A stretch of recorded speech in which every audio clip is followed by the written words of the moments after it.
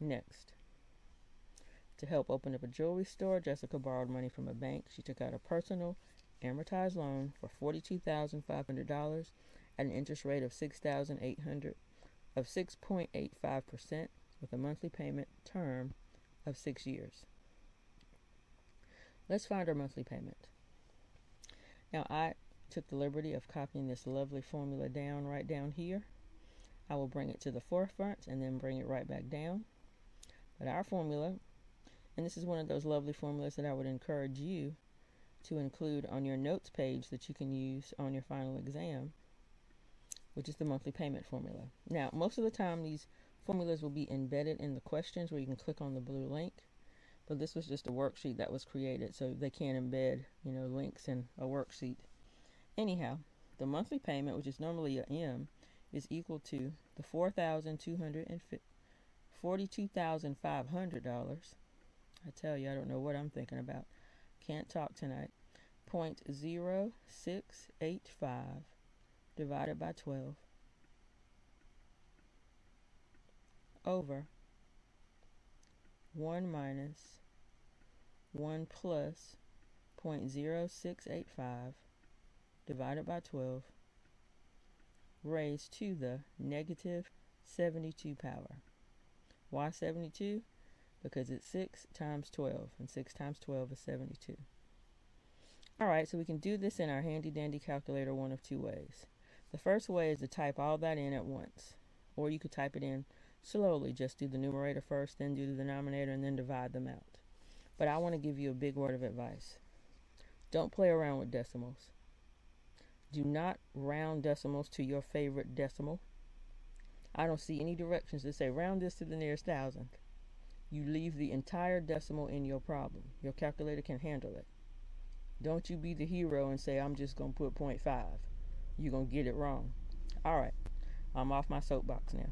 Now we've got 0.0685 divided by 12 because it's 12 monthly payments in a year. Now again, I could stop here and write down whatever this numerator is. I'm going all the way. Divided by. Now on the bottom, I would put everything in a parenthesis because there's a lot of stuff on that bottom. 1 minus parenthesis 1 plus 0.0685 divided by 12. I apologize for my neighbors. They are young and excited about Thanksgiving, I suspect. Raise up to the negative 72. And a parenthesis. That lets the calculator know that all of this is on the bottom. And we press enter. And that's our monthly payment. $721.53. Now you can round. 721.53. Now, like I said, you could do that one of two ways. If you have this calculator, you can hit the apps button and hit the finance, which is number 1 for the applications. Hit enter twice and then put n equals 72. Your rate is 6.85. Your present value as a negative 4.2500. Your future value is 0 and your periods per year as 12. And then right up here in the payment spot, as you can clearly see, you can hit alpha, enter, and it'll give you the payment, which I'd already done. Either way. All right. Now, if Jessica pays the monthly payment each month for the full term, let's find her total amount that she repaid of this loan. So if she paid $721.53 each month for 6 years, let's see how much she would pay. So, $721.53 times 12 times 6. Be careful when you enter this into your calculator. You don't want to have to enter it in a couple of times. She ends up paying a total of $51,950.16. Now, what's her total interest? It's going to be her $51,950.16 minus the amount of her loan. $42,500. Whatever's left is how much she paid in interest. Let's find out. So again, I can just hit minus and type 42,500 into this calculator. This calculator remembers the prior answer, so I don't have to type it over again. Saving some time. The interest is $9,450.16. That's a lot of interest. All right. Kim Jenkins purchased a home theater system for $5,500 with $1,000 paid down.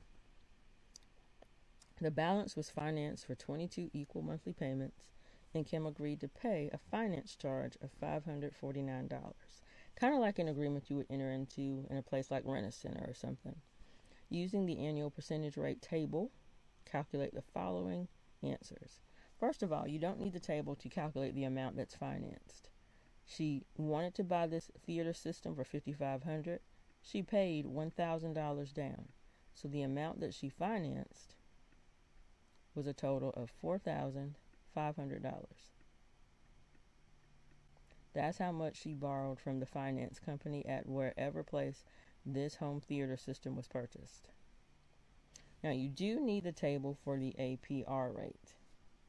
Now there is another way to calculate annual percentage rate and annual percentage yield, but Alex showed you this way, so this is the way we're doing it.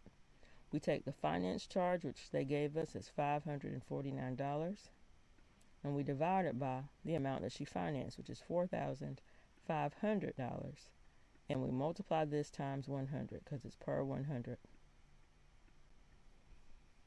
So let's see what we get in the calculator.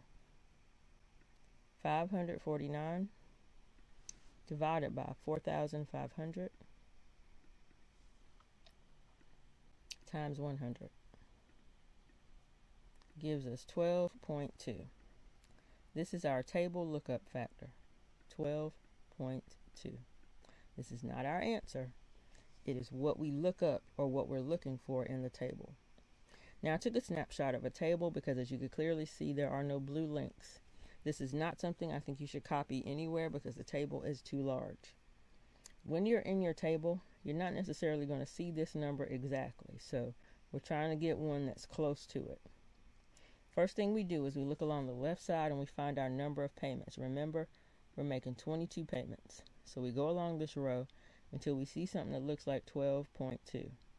And this is the winning number. I got 12.16, which if I round is 12.2.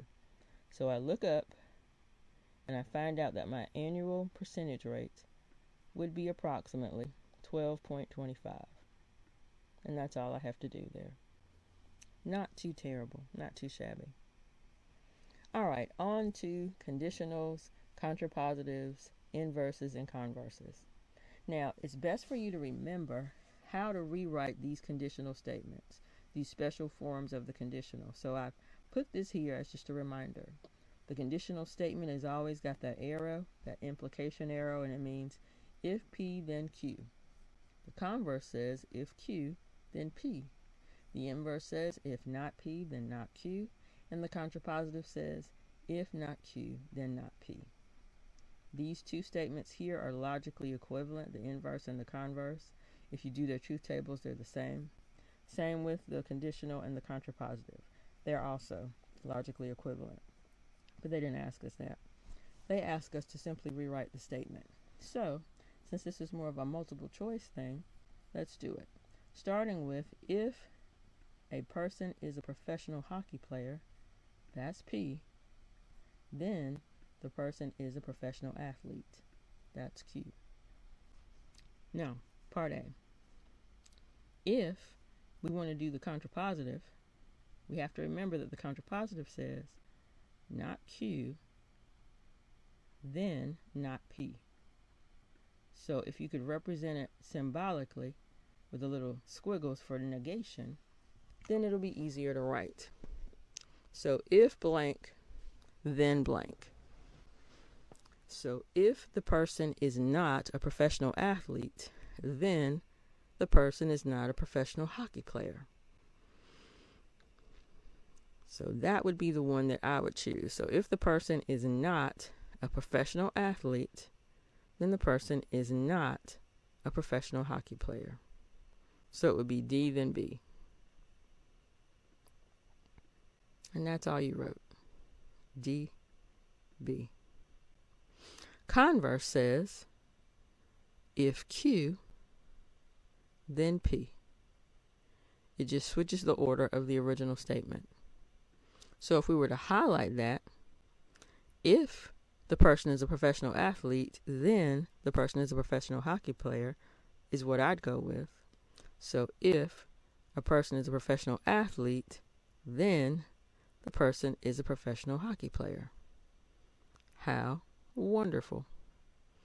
That's how that would be paired up. So C, then A. Now let's talk about the inverse. The inverse says, if not P, then not Q. So the same statement we started with, except both parts have nots in them, or negations.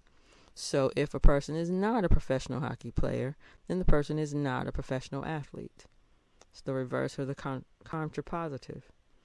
So what does that look like highlighted? Just like this. If the person is not a professional hockey player, then the person is not a professional athlete. B, then D. Dun, dun, dun, dun. The reverse of A, of course. Let's keep going.